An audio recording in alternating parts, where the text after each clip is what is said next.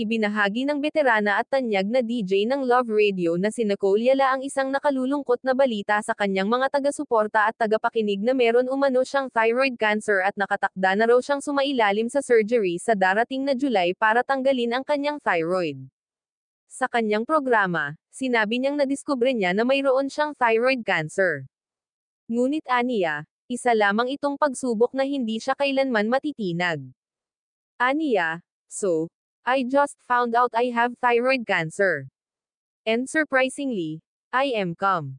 But before you panic, ayon sa mga eksperto, thyroid cancer is often called the friendliest cancer.